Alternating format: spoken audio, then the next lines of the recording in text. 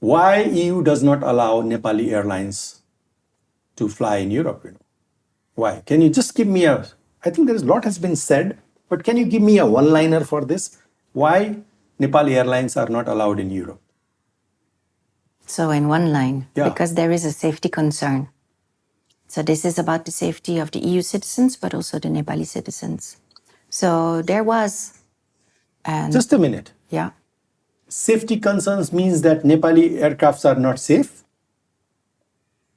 It's the aviation system, which is not considered safe.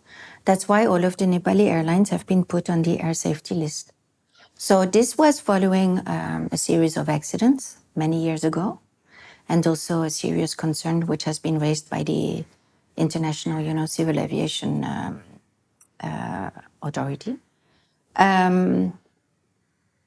So there are various safety concerns. Okay. So please enlighten me, these Nepalese aircraft which are safe enough to fly in Delhi, Mumbai, or Japanese airports, or to world-class airports in Middle East, or to world-class airports in China.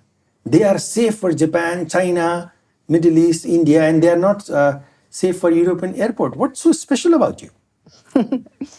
Well, you will have to ask them about their safety concerns and their way of protecting their citizens. I can only speak for the EU. So we just follow our own safety standards, which are based on the ICAO safety standards. So we have also been supporting... aircraft which is manufactured by... We don't manufacture aircrafts, right? We didn't make those aircraft. You made those aircraft. Your bloc made those aircraft. And why... This is not only about the aircrafts, Vijay. This is about the whole aviation. It's about the traffic control, it's about accidents, it's about accident investigation, it's about inspection, it's about the training of pilots, it's about the command and control. This is not only about an aircraft, but if you want to talk about an aircraft. So what is also happening here in Nepal is that the same person who is, let's say, screwing a bolt is the same person who is checking whether that bolt has been properly screwed.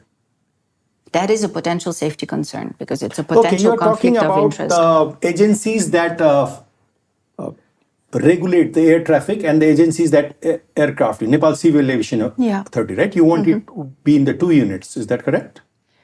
No, so we have raised that safety concern, and then Nepal government has said that the best way to address that issue would be to split the Civil Aviation Authority of Nepal. This is what is done in many countries, not all countries, but many countries. That's a better way of doing it. I think it's a kind of clean way, but it's the decision of Government of Nepal. Government of Nepal decided that 5 years ago. That's why Government of Nepal drafted a bill that is pending in Parliament for the last 4 years. So if we break our Civil Aviation Authority into two, in terms of regulatory body, like in so many other countries, then we can fly to Europe? So there are a few steps that need to be taken. So but this is still a Government of Nepal decision, yes? Then the bill would need to be adopted by Parliament. Then it would need to be implemented. You were talking about actable. So the split would need to be implemented. Following that, there would be a mission from our technical colleagues who would oversee or So your provide. First and the foremost prerequisite is that this bill should be passed as soon as possible. Is that correct? Am I getting it all right?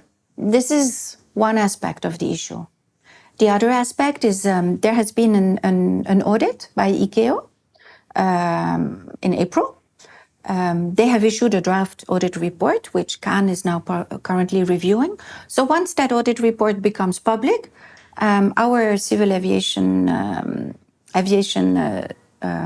Safety Agency, EASA, is ready to support CAN in implementing some of those recommendations. So we will also rely on that audit report, which is not public yet. So which will become public, I think, in the coming weeks. Okay, while fully sympathizing with your preconditions here, I still don't understand an aircraft and a civil aviation system which is safe for Indira Gandhi International Airport, one of the biggest in the world, or airports in Japan, Narita, or in Korea, or in Middle East. Our aircraft are safe enough for those places, but not safe enough for you. Not until now, no. Okay. I mean, each one has their own standards. So if you look at accidents in Nepal, they are still happening. I don't know because I have not seen the audit report of ICAO. Once that audit report becomes public, we can see what the recommendations are, whether Nepal has progressed in safety or not. We have seen papers. On paper, it seems like there has been some progress. We have to see about accident investigation. We have to see about inspectors. All of those Talking are also... about the accidents, they are not the big aircrafts that are in accidents since last quite some time, in Nepal. You must not forget that fact, When you talk about accidents, you're Yes. talking about the accidents of a small aircrafts, And I don't think that those aircrafts will be flying to your airport. No, but this is I mean, when I talk about safety of people, whether there are 20 people or 200 people, it is still about the safety of people. So when we have airline companies on the air safety list, it means that those airline companies cannot travel to Europe, but it also means that there's a safety concern within the country, which is, of course, for Nepal free to address. In that case, have you issued a travel advisory to your citizens that even the internal flight in Nepal is not safe? They know. They know? Yeah. Have you issued a travel advisory like that? Well, they know. Every travel agency knows it. Okay. And this is a safety issue. It's a safety issue not only for our citizens, for all of the citizens. But of course, we have our own rules, What do you think which are about the based on countries ICAO. that don't think that this is an issue, like India, China, Japan, Middle East countries? Oh, I don't want to pronounce anything on that. Everyone has their own rules.